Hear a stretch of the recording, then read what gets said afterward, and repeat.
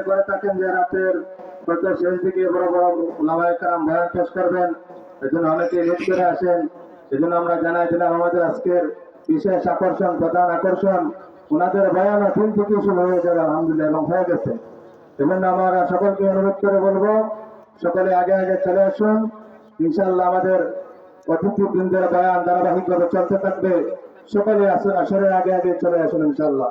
এরপর যে গুরুত্বপূর্ণ বয়ান পেশ করবেন হযরত মাওলানা কাউসার আহমদ নাজিমি সাহেব, ইমাম ও খতিব চারানগর পশ্চিমপাড়া জামে মসজিদ।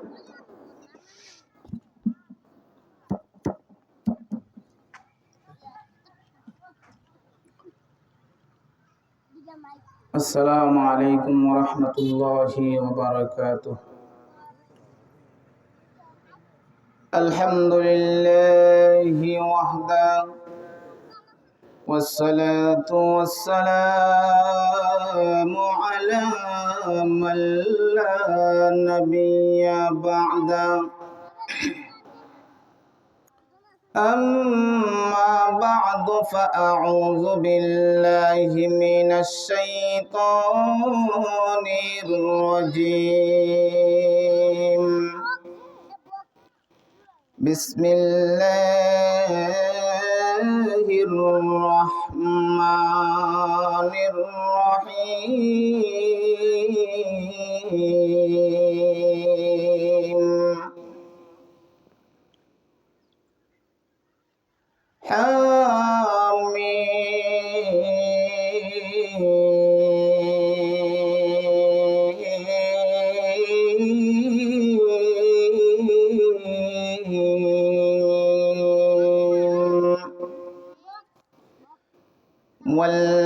والكتاب المبين.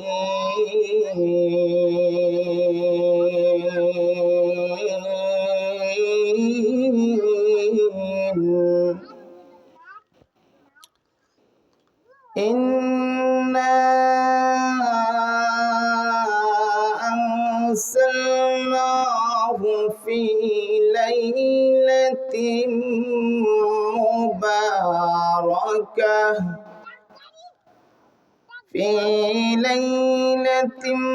مباركة إنا كنا منذرين.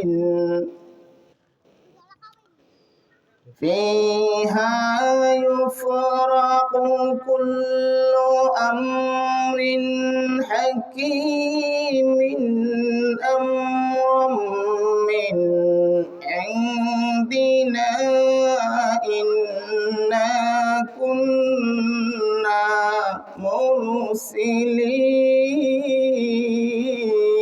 مرسلين. وقال النبي الأكرم صلى الله عليه وسلم: إذا كان ليلة النصف من شعبان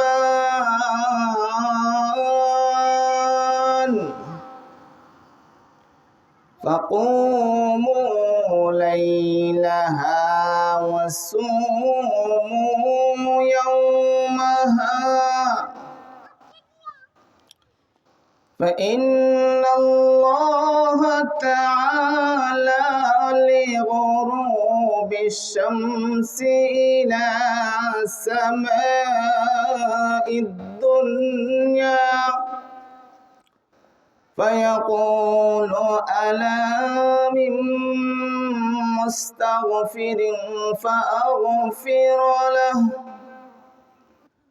ألا من مسترزق فأرزقه، ألا من مبتلى فأعافيه فيه، ألا كذا حتى يطلع الفجر، أو كما قال النبي عليه الصلاة والسلام আলহামদুলিল্লাহ তেরানগর পূর্বহাটি জামে মসজিদ ও হিজবুল্লাহ ইসলামী যুব সংঘ কর্তৃক আয়োজিত আজকের এই অধিবেশনের সম্মানিত সভাপতি সাহেব, উপস্থিত মুরব্বিয়ানে আজম, পর্দার আড়ালে অবস্থানরতা পর্দা নিশীন মা ও বোনেরা, আমি আপনাদের সামনে সূরা দুখানের 1 থেকে 3তম আয়াত তেলাওয়াত করেছি অসংখ্য অগণিত হাদিস থেকে। একখানা হাদিস পাঠ করেছি। আল্লাহ তাআলা যদি তৌফিক দান করেন, অত্র আয়াত এবং হাদিসের আলোকে সামান্য কিছু ব্যাখ্যা মাফহুম তুলে ধরার চেষ্টা করব। ওমা তৌফিক ইল্লা বিল্লাহ।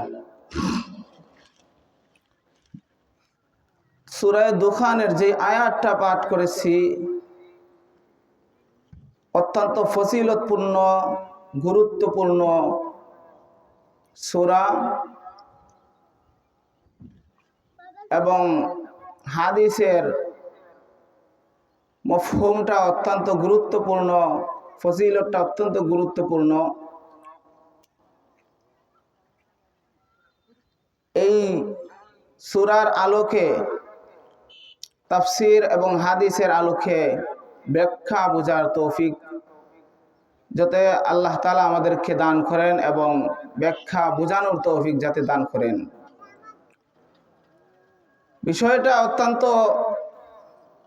গুরুত্বপূর্ণ। শবে বরাত সম্পর্কে আমাদের সমাজে অনেক প্রচলিত কুসংস্কার এবং শবে বরাতের ফজিলত কুরআন এবং হাদিসে কতটুকু মর্যাদা আছে, কতটুকু ফজিলত আছে, সঠিক ব্যাখ্যা আমাদের অত্যন্ত করণীয় এবং বর্জনীয় বিষয়গুলা সম্পর্কে ধারণা এবং আলোকপাত করা অত্যন্ত প্রয়োজনীয় মনে করছি। এই জন্য আমাদের যুব সমাজের মধ্যে এবং বাড়িতে মা বোনদের মধ্যে এই শবে বরাত নিয়ে অনেক ধরনের কুসংস্কার আছে, অনেক ধরনের বিভিন্ন মতাদর্শ আছে যেগুলা কুরআন এবং হাদিসে সমর্থন নেই।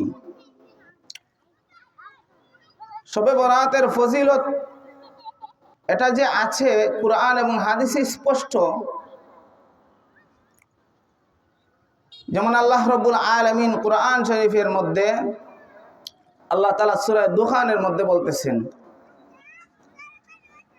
হামীম।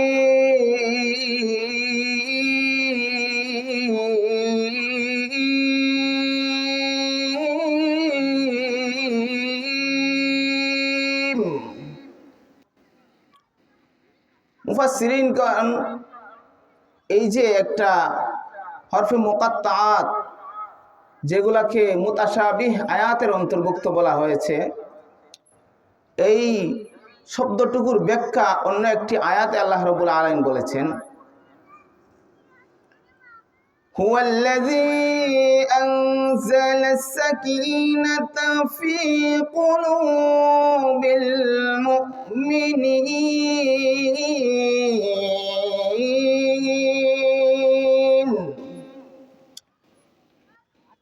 মিনহু আয়াতুম মুহকামাতুন হুন্না উম্মুল কিতাবু ওয়া উখারু মুতাশাবিহাত।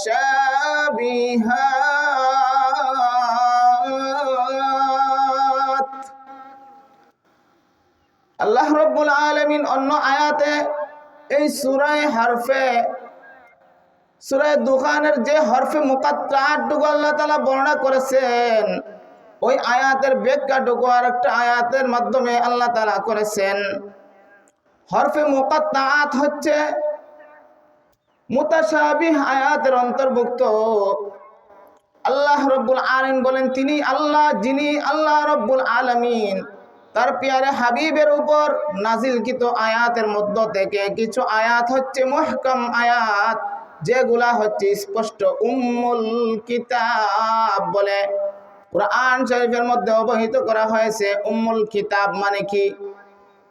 অর্থাৎ হচ্ছে কুরআন শরীফের মূল ব্যাখ্যা, মূল আয়াত, এগুলোই হচ্ছে মূল, এগুলোই হচ্ছে অনুসরণযোগ্য। এইগুলো যদি আমরা অনুসরণ করে চলতে পারি, এইগুলো যদি আমরা অনুকরণ করে চলতে পারি, তাহলে সমাজে কখনো কোনোদিন বিভ্রান্তি ঘটবে না। সুস্পষ্ট আয়াত হচ্ছে মুহকাম আয়াত, যেগুলোর অর্থ আল্লাহ রব্বুল আলামিন বর্ণনা করে দিয়েছেন, যেগুলোর অর্থ আমাদেরকে জানার এবং তাফসীর বুঝার জন্য আল্লাহ রব্বুল আলামিন বলে দিয়েছেন, হুন্না উম্মুল কিতাব ওয়া উখারু মুতাশাবিহাত।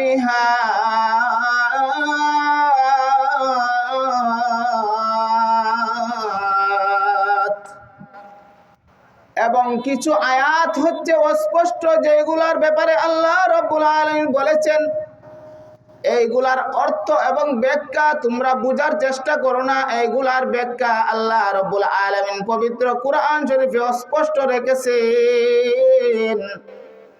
যেমন হামিম,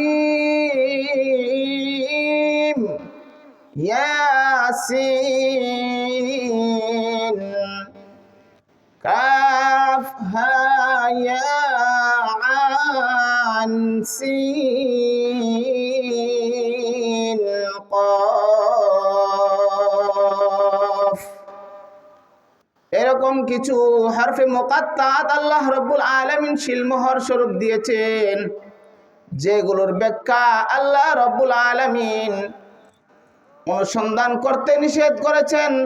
এবং যারা উলুল আলবাব, যারা জ্ঞানীরা রয়েছে, তারা বলে দেয় এইগুলার অর্থ একমাত্র আল্লাহু আ'লামু বিমুরাদিহি, আল্লাহ তাআলাই ভালো জানে। আর এই কথা বিশ্বাস করে যে এইগুলা আল্লাহ তাআলার পক্ষ থেকে নাযিলকৃত, এইগুলার উপর ঈমান আনে এবং এইগুলার ব্যাখ্যা আল্লাহ রাব্বুল আলামিনের উপর ছেড়ে দেয়। ফাআম্মাল্লাযীনা ফী কুলুবিহিম যায়গুন, তবে এমন কিছু সমাজে লোক আছে, এমন কিছু ফিরকার লোক আছে, যারা এই সমস্ত আয়াতের অর্থ তালাশের জন্য নিয়োজিত হয়ে যায়, সমাজের মধ্যে বিভ্রান্তি ছড়ানোর জন্য নিয়োজিত হয়ে যায়। অথচ আল্লাহ রব্বুল আলামিন বলেন, যাদের অন্তরে বক্রতা রয়েছে, যাদের অন্তরে ব্যাধি রয়েছে, শুধুমাত্র তারা ওই আয়াতে মুতাশাবিহ, যারা নাকি ওই হরফে মুকাত্তাতের অর্থগুলো জানার জন্য তারা বিভিন্ন কলা কৌশলে, বিভিন্ন ব্যাখ্যা বিশ্লেষণ দিয়ে সমাজের মধ্যে বিভ্রান্তি ছড়াইতে চায়। সমাজের মধ্যে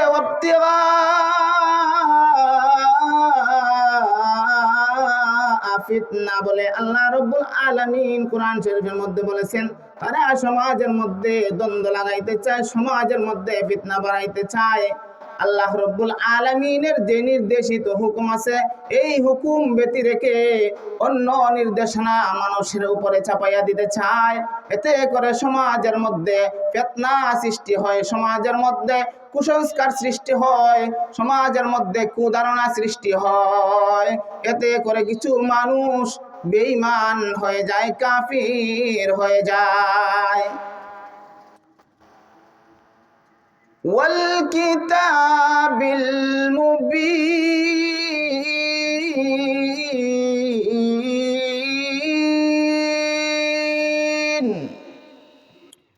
সূরা দুখানের অন্য আরেকটি আয়াতে আল্লাহ রাব্বুল আলামিন বলেছেন, আল্লাহ তাআলার পক্ষ থেকে নাযিলকৃত কুরআন, এটা এমন একটা সুস্পষ্ট কুরআন।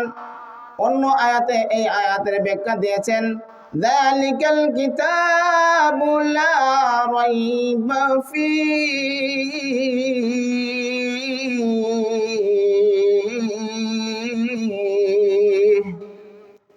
এটা এমন একটা কিতাব যার মধ্যে কোনো সন্দেহ নাই, যার মধ্যে কোনো সন্দেহের অবকাশ নাই। একমাত্র তারাই নিঃসন্দেহে বিশ্বাস করে। হুদাল্লিল মুত্তাকিন।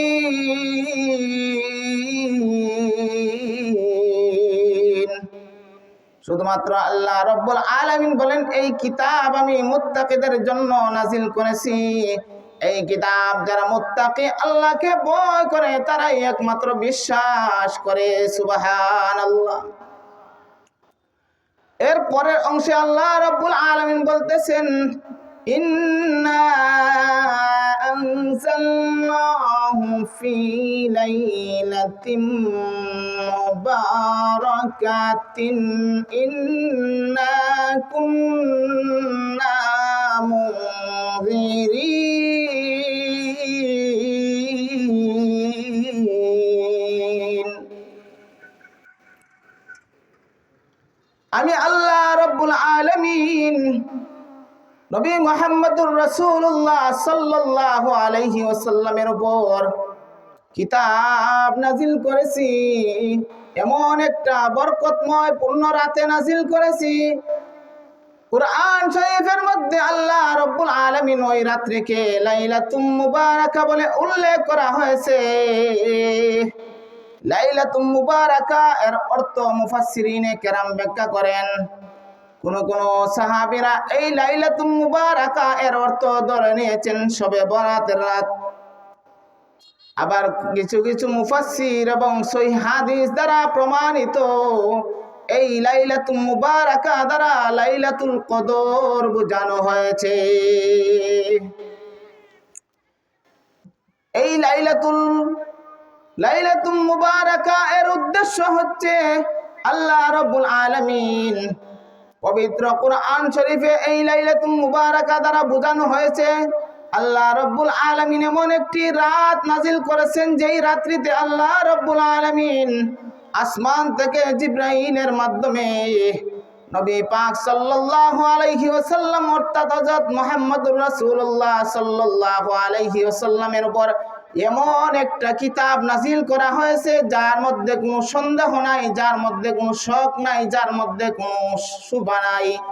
এমন একটা কিতাব নাজিল করা হয়েছে, কেউ যদি এই কুরআনকে বিশ্বাস না করে তার ঈমান থাকবে না, তার ঈমান বিন্দু মাত্র থাকবে না, সে বেঈমান হয়ে যাবে, সে কাফির হয়ে যাবে।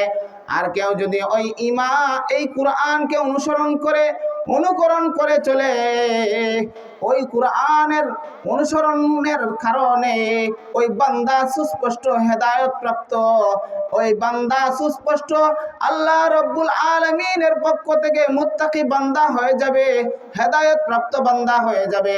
এটা আল্লাহ রাব্বুল আলামিনের সুস্পষ্ট ঘোষণা।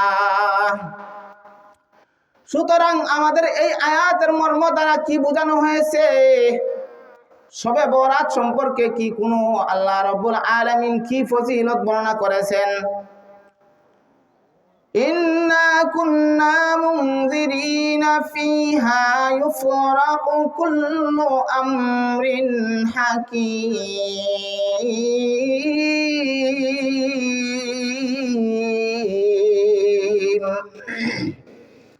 আল্লাহ রাব্বুল আলামিন বলতেছেন, ও সর্ব বিষয়ে সর্বজ্ঞ মহান আল্লাহ রাব্বুল আলামিন, এই রাত্রিতে আল্লাহ রাব্বুল আলামিন অনেক বিষয় আল্লাহ রাব্বুল আলামিন এই রাত্রিতে নাজিল করেছেন এবং ওই রাত্রিতে আল্লাহ রাব্বুল আলামিন অনেক মানুষকে বিনা হিসাবে জান্নাত দান করবেন এবং মাগফিরাতের অন্তর্ভুক্ত করবেন। হাদিস শরীফে এই লাইলাতুল মুবারাকা এর মর্মতে একটা হাদিস বর্ণনা করা হয়েছে। নিসফে শাবান সম্পর্কে একটা হাদিস বর্ণনা করা হয়েছে। নিসফে শাবান বলা হয়েছে অর্থাৎ শাবান মাসের 14 14 তারিখ দিবাগত রাতকে নিসফে শাবান বলে হাদিস শরীফে উল্লেখ করা হয়েছে। এখন এই নিসফে শাবানে আমাদের করণীয় কি এবং বর্জনীয় কি সেটা আমাদের জানতে হবে। নবী করিম সাল্লাল্লাহু আলাইহি ওয়াসাল্লাম বলেন, ইযা কানা লাইলাতান নিসফি মিন শাবান ফাকুমু লাইলাহা ওয়া সুমু ইয়াওমাহা। যখন তোমাদের মধ্যে শাবান মাসের 15 তারিখ দিবাগত রাত এসে যায়, ইযা কানাত লাইলাতান নিসফি মিন শাবান, তখন ওই রাত্রিতে তোমরা রাত্রি জাগরণ করো, ওয়াসুমু ইয়াওমাহা, এবং পরের দিন তোমরা রোজা রাখো। হাদিস শরীফের মধ্যে এই ধরনের নির্দেশনা পাওয়া যায়। শুধু তাই না, আল্লাহ রাব্বুল আলামিন বলেন, এই লাইলাতুন নিসফি মিন শাবান, শাবানের 14 তারিখ দিবাগত রাতে বিশেষ করে আল্লাহ রাব্বুল আলামিন প্রথম আসমানে এসে বান্দাকে ডাকতে থাকে, ফাইন্নাল্লাহ তাআলা ইয়ানজিলু লিগুরুবিশ শামসি ইলা সামাঈদ দুনিয়া। যখন সূর্য অস্তমিত হয়ে যায়, সূর্য পশ্চিম আকাশে ঢলে পড়ে যায়, রাত্রি হয়ে যায়, আল্লাহ রাব্বুল আলামিন প্রথম দিকেই আল্লাহ রাব্বুল আলামিন রাত্রের প্রথম দিক থেকে নিয়ে ফজর পর্যন্ত আল্লাহ রাব্বুল আলামিন তার বান্দাদেরকে ডাকতে থাকে আর বলতে থাকে, ফায়াকুলু আলা মিন মুস্তাগফিরিন ফাগফির লাহ। আচনি কোনো এমন গুনাহগার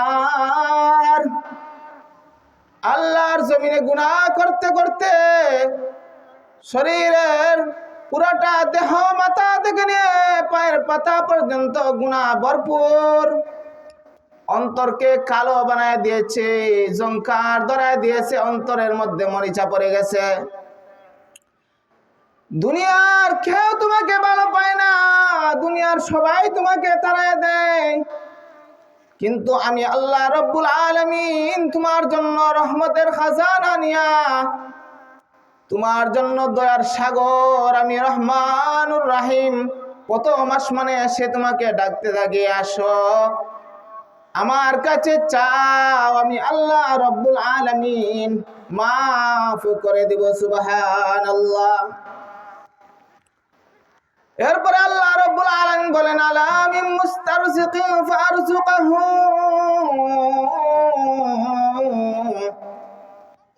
আচনি কোন সমাজের এরকম অসহায় ব্যক্তি, আচনি কোন এরকম অভাবগ্রস্ত ব্যক্তি যে রিজিকের অভাবে ভুগতেছে, যে আল্লাহ রাব্বুল আলামিন বলতেছেন এরকম রিজিকের অভাবে ভুগতেছ, রিজিক অন্বেষণ করার কোনো পথ পাচ্ছ না,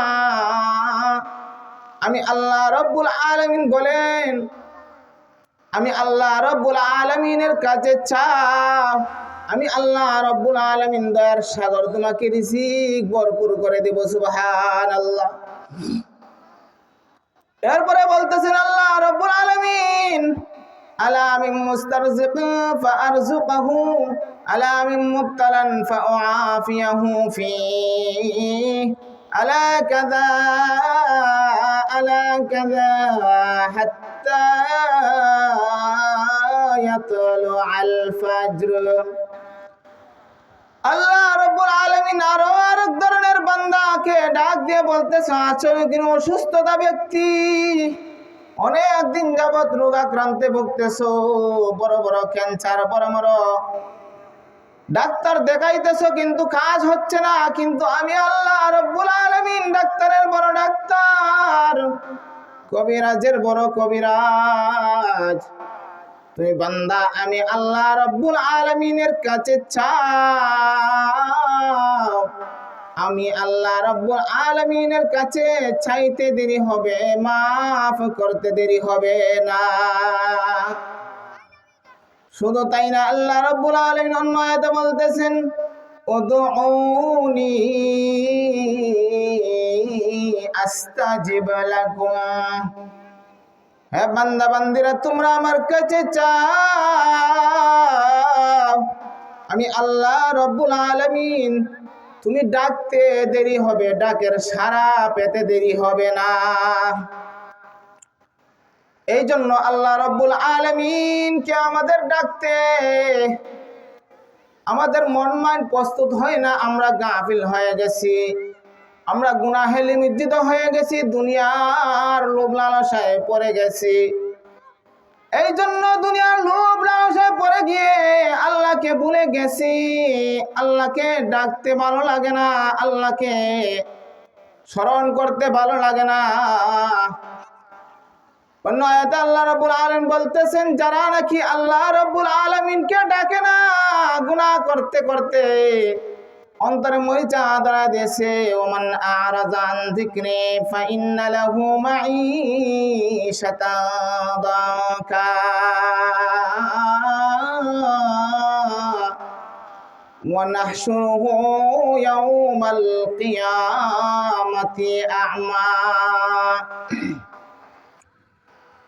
আল্লাহ রাব্বুল আলামিন বলেন, যারা আমাকে ডাকে না, যারা আমার থেকে গাফিল থাকে, আমাকে অনুসরণ করে না, আমি আল্লাহ রাব্বুল আলামিন ওই বান্দার অন্তরে মরিচা ধরায় দেই, যাতে করে সে আর কখনো আল্লাহকে ডাকতে ভালো লাগে না, আল্লাহকে স্মরণ করতে ভালো লাগে না।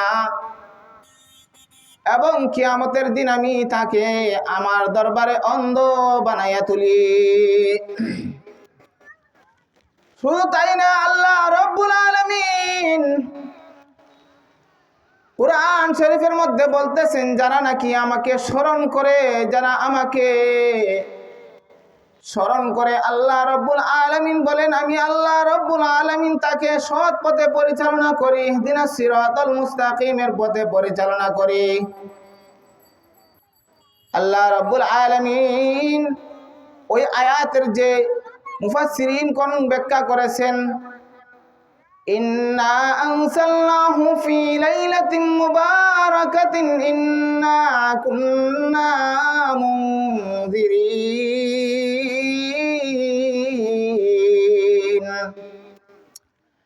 লাইলাতুল মুবারাকা দ্বারা মুফাসসিরিনে কেরামগণ স্পষ্ট বলেছেন, লাইলাতুল কদরকে বোঝানো হয়েছে। মুফাসসিরিনে কেরাম বলেন, লাইলাতুল কদর হচ্ছে ভাগ্য রজনী। সেই রাত্রিতে আল্লাহ রব্বুল আলামিন মানুষের তাকদীর লিপিবদ্ধ করে থাকেন, যেগুলা আল্লাহ রব্বুল আলামিন লাউহে মাহফুজে লেখা আছে। প্রত্যেকটা মানুষের হায়াত, মউত, ধন দৌলত, রিজিক সবকিছু আল্লাহ রব্বুল আলামিন মানুষকে জন্ম দেওয়ার আগেই লিপিবদ্ধ করে রেখেছেন। কিন্তু এখন আবার প্রশ্ন জাগে, তাহলে আবার আলাদা করে আল্লাহ রব্বুল আলামিন লাইলাতুল কদরে বা লাইলাতুল বরাতে কেন আল্লাহ রব্বুল আলামিন ভাগ্য নির্ধারণ করবেন, তাকদীর লিপিবদ্ধ করবেন? মুফাসসিরিনে কেরাম বলেন, লাইলাতুল মুবারাকা এর তাফসীর করেন, শবে বরাতে আল্লাহ রব্বুল আলামিন প্রতিটা বৎসরে আল্লাহ রব্বুল আলামিন ফেরেশতার মাধ্যমে বাজেট পেশ করা হয়। আগামী বছর বান্দা কি দিয়ে খাবে, কি খাবে, কিভাবে চলবে, তা খেয়ে মারা যাবে, খেয়ে জন্মগ্রহণ করবে, আল্লাহ রব্বুল আলামিন প্রতিটা বান্দার বাজেট পেশ করা হয় লাইলাতুল বরাতে। আর লাইলাতুল কদরে আল্লাহ রব্বুল আলামিন ওই বাজেটকে ফাঁস করে আল্লাহ রব্বুল আলামিন প্রতিটা ফেরেশতাকে পূর্বের সামনের এক বছরে বাজেট অনুযায়ী দায়িত্ব বন্টন করে দেয়। সুবহানাল্লাহ। এই জন্য এই লাইলাতুল বরাতে আমাদের অনেকেরই ধারণা, এবং লাইলাতুল বরাত নিয়ে আমাদের অনেক বিভ্রান্তি আছে। সমাজে বেশিরভাগ মহিলারা, কিছু কিছু সংখ্যক মহিলারা এই লাইলাতুল বরাতকে বরাতের নামাজ বানায় ফেলছে, লাইলাতুল কদরে কদরের নামাজ বানায় ফেলছে। আসলে নামাজ সহিহ হাদিসের মাধ্যমে রিচার্জ করলে দেখা যায় যে বরাতের আলাদা কোনো নামাজ নাই, কদরের আলাদা কোনো নামাজ নাই। নামাজ হচ্ছে একমাত্র আল্লাহ তাআলার জন্য, নামাজ হচ্ছে আল্লাহ রাব্বুল আলামিনের ফরজ নামাজ, এবং নফল নামাজ আছে একমাত্র আল্লাহ রাব্বুল আলামিনের জন্য। আল্লাহ তাআলার নৈকট্য প্রাপ্ত বান্দারা ফরজ নামাজ ছাড়া, ওয়াজিব নামাজ ছাড়া, সুন্নত নামাজ ছাড়া যত নামাজ যেগুলা বলা হয় নফল নামাজ, ইন্না আবদি ইয়াতাকাররাবু ইলাইহি বিন-নওয়াফিল হাত্তা আহবাবতুহু, সবে বরাতের আলাদা কোনো নামাজ নেই। নামাজ পড়তে চাইলে আপনি এইরকম নামাজ পড়তে হবে যে আমি আল্লাহ রাব্বুল আলামিনের নৈকট্যপ্রাপ্ত বান্দা হওয়ার জন্য, আল্লাহ তাআলার নৈকট্য বান্দা হওয়ার জন্য আমি আল্লাহ রাব্বুল আলামিনের কাছে 2 রাকাত নামাজ পড়ব, যেগুলা অতিরিক্ত হিসেবে বিবেচিত। যে আমি নফল নামাজ আদায় করতেছি 2 রাকাত করে, ওই রাত্রিতে আপনি নফল নামাজ আদায় করতে পারেন। কিন্তু লাইলাতুল বারাতি লাগাইয়া এরকম অনেকেই নিয়ত করেন, লাইলাতুল বারাত না লাগাইয়া মানে বরাতের রাত্রির নামাজ, বরাতের নামাজ বলে এই যে সমাজের মধ্যে বেশিরভাগ মহিলাদের মধ্যে এটা বিরাজ করছে। বরাতের নামাজ কোনো সুস্পষ্ট হাদিস দ্বারা প্রমাণিত নয়, তবে এই লাইলাতুল বরাতের ফজিলত কুরআন এবং হাদিস দ্বারা স্পষ্ট প্রমাণিত। আল্লাহ রাব্বুল আলামিন বলেন এই বরাতের রাত্রিতে, যেমন হযরত আয়েশা রাদিয়াল্লাহু তাআলা আনহা থেকে একটা হাদিস, আয়েশা রাদিয়াল্লাহু তাআলা আনহা বলেন এক রাত্রিতে অর্থাৎ বরাতের রাত্রিতে আমি রাসূলুল্লাহ সাল্লাল্লাহু আলাইহি সাল্লামকে হঠাৎ আমার বিছনা বা আমার পাশে দেখি নাই, বিদায় আমি খুঁজতে খুঁজতে জান্নাতুল বাকিতে গেলাম। জান্নাতুল বাকিতে গিয়ে দেখি আল্লাহ রাসূল সাল্লাল্লাহু আলাইহি ওয়াসাল্লাম আকাশের দিকে মুখটা চেহারাটাকে উত্তোলন করে আল্লাহ রাসূল সাল্লাল্লাহু আলাইহি সাল্লাম কাঁদতেছেন, এই মুমিন মুর্দেগানের জন্য কাঁদতেছেন, মুর্দেগানের জন্য কাঁদতেছেন, তার আত্মীয় স্বজনের জন্য কাঁদতেছেন। তখন নবী করিম সাল্লাল্লাহু আলাইহি সাল্লাম আয়েশা রাদিয়াল্লাহু তাআলা আনহাকে দেখে বলতেছেন, তুমি কি এই কথা ভাবছো যে আমি তোমার উপর, আল্লাহ এবং তার রাসূল তোমার উপর কোনো অবিচার করবে? আয়েশা রাদিয়াল্লাহু তাআলা আনহা বলেন, নিঃসন্দেহে এটা আমি কখনোই ভাবিনি, তবে আমি ভাবছি যে আমার অন্য কোনো সাথীর ঘরে আপনি গিয়েছেন। এই যে রাত্রির শেষাংশে এই হাদিস দ্বারা প্রমাণিত হয় যে রাসূলুল্লাহ সাল্লাল্লাহু আলাইহি ওয়াসাল্লাম রাত্রির শেষাংশে জান্নাতুল বাকিতে গিয়া আল্লাহর কাছে কাঁদছেন, আল্লাহর কাছে দোয়া করছেন। এবং হাদিসের মর্ম শেষাংশে বলা হয়েছে যে ওই রাত্রিতে রাসূলুল্লাহ সাল্লাল্লাহু আলাইহি ওয়াসাল্লাম বলেন, বনু কলব গোত্রের যত বকরি আছে, বকরির যত পশম আছে, পশম সমপরিমাণ আল্লাহ রাব্বুল আলামিন বনি আদম সন্তান এবং সন্ততিকে মাফ করে দিবেন। সুবহানাল্লাহ। এই বলে এই হাদিসের দ্বারা আমরা বিভ্রান্তি ছড়াবো যে নির্দিষ্ট কোনো নিয়মে, নির্দিষ্ট কোনো পদ্ধতিতে সবে বরাতের রাত্রিতে কোনো আমল বাস্তবায়ন বা কোনো আমল হাদিস দ্বারা প্রমাণিত নয়। যেমন বাজারে কিছু বইয়ের মধ্যে, বাজারে কিছু বক্তারাও এরকম ভাবে আলোচনা করে থাকেন যে সবে বরাতের রাত্রিতে 100 রাকাত নামাজ পড়বে এবং প্রতি রাকাতে 10 বার করে সূরা ফাতিহা এবং সূরা ইখলাস পাঠ করবে। এরকম করে যদি 100 রাকাত নামাজ পাঠ করে, তাহলে ওই বান্দা বা বান্দি যদি তার মনের যেই আশা আছে, যেই আশা ব্যক্ত করবে, আল্লাহ রাব্বুল আলামিন পুরা করে দেবে। এরকম সমাজের মধ্যে কিছু ভ্রান্ত আকীদা, ভ্রান্ত কুসংস্কার সমাজের মধ্যে এরকম ঢুকায় দিয়েছে, যেগুলা জাল হাদিস, যেগুলার বর্ণনা জয়ীফ, দুর্বল বলে বলা হয়েছে। এইগুলার মাধ্যমে আমাদের সমাজের মা বোনদের ঈমান নষ্ট হয়ে যাবে। আমাদের মা বোনদের মধ্যে আমলের মাধ্যমে, আমল দ্বারা আল্লাহ তো পাইবে তো দূরের কথা, তো আল্লাহ তাআলা বলেন যে এই কুসংস্কার আমল, নবী করিম সাল্লাল্লাহু আলাইহি সাল্লাম বলেন এরকম জাল হাদিসের উপরে আমল করা এবং যে জেনে শুনে মিথ্যা হাদিস বর্ণনা করে তার ঠিকানা সে জাহান্নাম বানায় দিল। সুতরাং আমাদের আমল দ্বারা উদ্দেশ্য হচ্ছে আল্লাহ এবং রাসূলকে পাওয়া। ওই জায়গাতে ওই স্থানে যদি আমরা আমল করে আমাদের পথভ্রষ্ট হইতে হয়, ঈমান হারা হইতে হয়, তাহলে এমন হাদিস তো আল্লাহ তাআলার কাছে গ্রান্টেড নয়, এমন হাদিস এবং এমন আমল তো আল্লাহ তাআলার কাছে গ্রহণযোগ্য নয়। আল্লাহ রাসূল সাল্লাল্লাহু আলাইহি সাল্লাম বলেন, মান কাযাবা আলাইয়া মুতাআম্মিদান ফালইয়াতাবাওয়া মাকআদাহু মিনান নার। যে কোনো ব্যক্তি,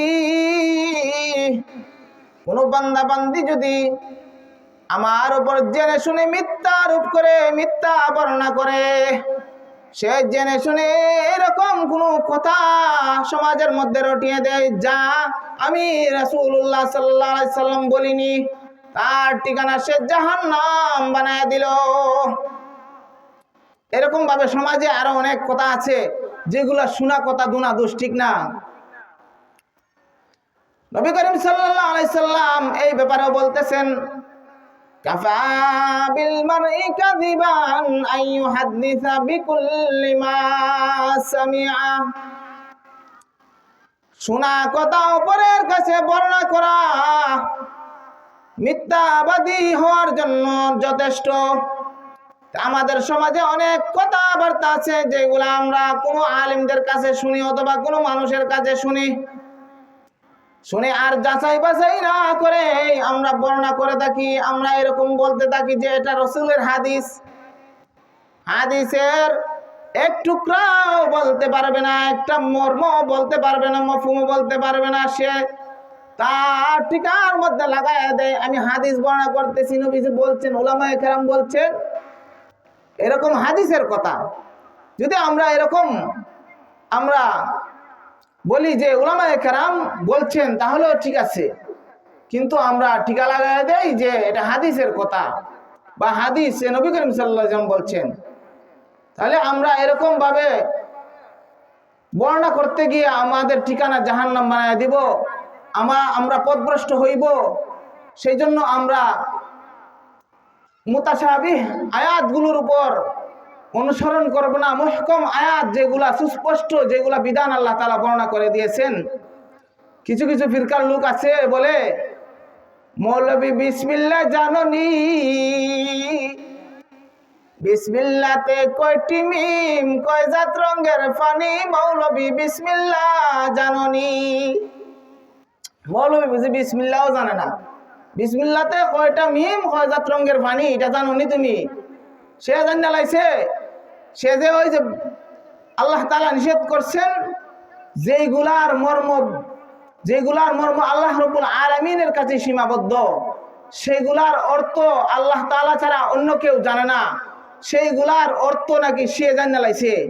হ্যাঁ, এই জন্য আমরা এই ধরনের ভ্রান্ত আকীদা থেকে, এই ধরনের সামাজিক কুসংস্কার থেকে আল্লাহ তাআলা যাতে আমাদেরকে হেফাজত করেন, একথা যা বললাম এবং শুনলাম আল্লাহ তাআলা আমল করার তৌফিক দান করেন। ওয়া আখির দাওয়ানা আলহামদুলিল্লাহি রাব্বিল আলামিন।